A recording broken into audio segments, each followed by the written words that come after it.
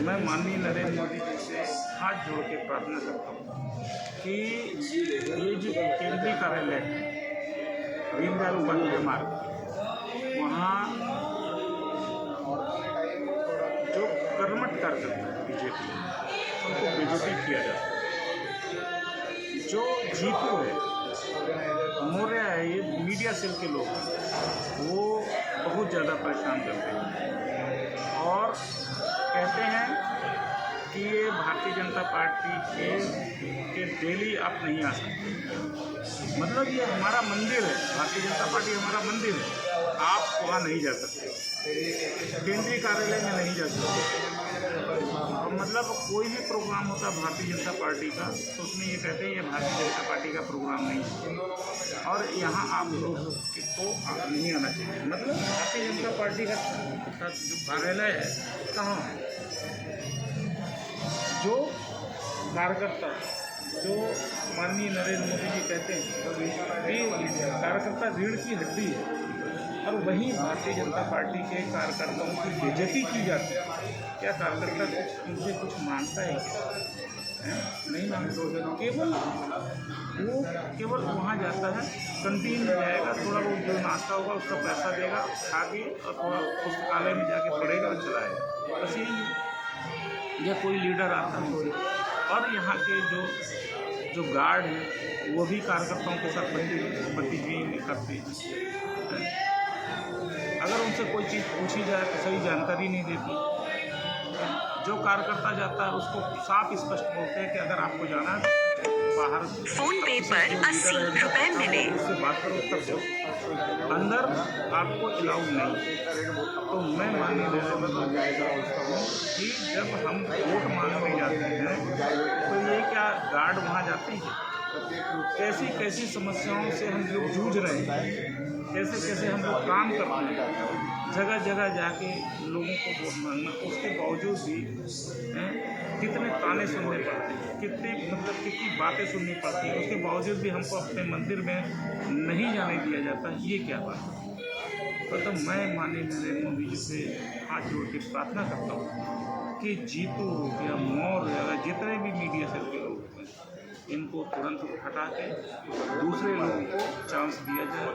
ये लोग कैसे कैसे कर्तव्य कर रहे हैं, आप इनको देखिए, इनको गोपनीय तरीके से जांच कीजिए और जो भी ऐसे हमारे भारतीय जनता पार्टी के कार्यकर्ताओं के साथ गलत व्यवहार करता है तो उसको तुरंत हटाने की कोशिश कीजिए। नहीं तो आने वाले समय में हमारी भारतीय जनता पार्टी ऐसे टूट जाएगी, क्योंकि जितने भी कार्यकर्ता हैं वो उनका मनोबल अब टूटता जा रहा है। केवल मात्र माननीय नरेंद्र मोदी जी और अमित शाह जैसे मेरा अनुरोध है, केवल 2 ही लोग हैं जो हमारे यहाँ पार्टी में कर्मठ हैं और बाकी तो बस किसी के घर में चले जाएंगे। कोई भी भारतीय जनता पार्टी के कार्यकर्ताओं का सम्मान नहीं। मनोहर लाल खट्टर जी के यहाँ जाइए, कितना सम्मान मिलता है उनको। हर कार्यकर्ता अंदर जाता है, कम से कम चाय पानी और इतना पूछ के कम से कम बैठाते तो हैं, पर और लोगों के यहाँ जाइए तो पूछते नहीं है, पानी तक के लिए नहीं पूछते, भगा देते हैं बाहर। मतलब जब चुनाव आता है तब इन लोगों को याद आती है कि हाँ कार्यकर्ता है, कार्यकर्ताओं को इकट्ठा करना चाहिए। मतलब कार्यकर्ता केवल चुनाव के लिए मतलब है, बाकी के लिए नहीं। बाकी के लिए आप सम्मान नहीं करोगे, बाकी के लिए आप मंत्री बन गए, विधायक बन गए, जब आपको विधायकी की कुर्सी मिल गई, मंत्रियों की कुर्सी मिल गई और कार्यकर्ताओं को फिर कोई सम्मान नहीं, कोई इज्जत नहीं। कार्यकर्ता किससे अपनी आवाज़ को बोले, किससे कहेंगे? मतलब अगर हम अपनी आवाज़ को बुलंद कर रहे हैं तो मतलब गुनाह है।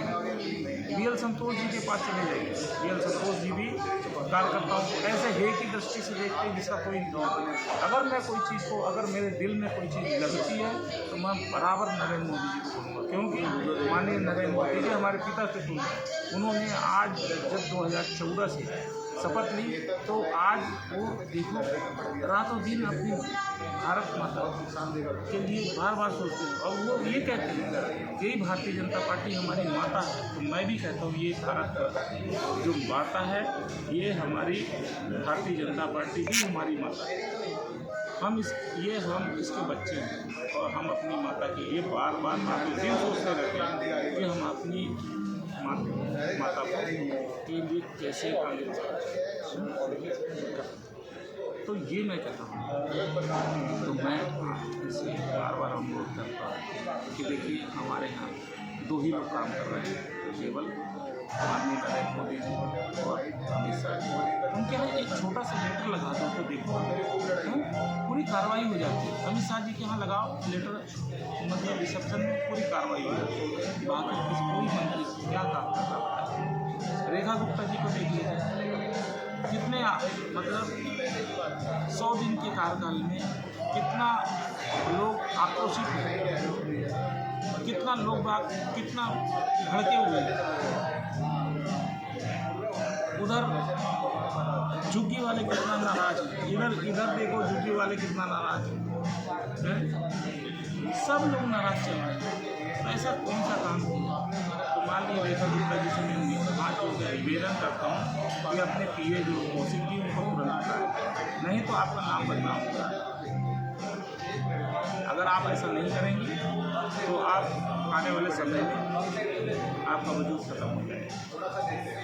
मैं आपको बार बार हमारी जो अच्छी ओजस्वी रेखा गुप्ता है, अच्छी वक्ता है, अच्छा बोलती है, उनकी सोच भी अच्छी है, पर मैं आज भी आपको बोल रहा हूँ कि अगर अच्छा शासन करना चाहती हैं तो आप अगल बगल में जो आपके कार्यकर्ता उनके ऊपर ध्यान दीजिए और उनको बोलिए, सख्त हिदायत दीजिए कि भारतीय जनता पार्टी के जो लोग हैं, कार्यकर्ता हैं, उनके ऊपर ध्यान दें, उनका काम करें और जो भी किसी भी तरह से गड़बड़ी करता है तो उसको तुरंत हटाएं। जैसे अमित शाह जी ने तुरंत जो भी गड़बड़ कर रहा था तो 6 IAS अधिकारियों को तुरंत हटा दिया था एक्शन में।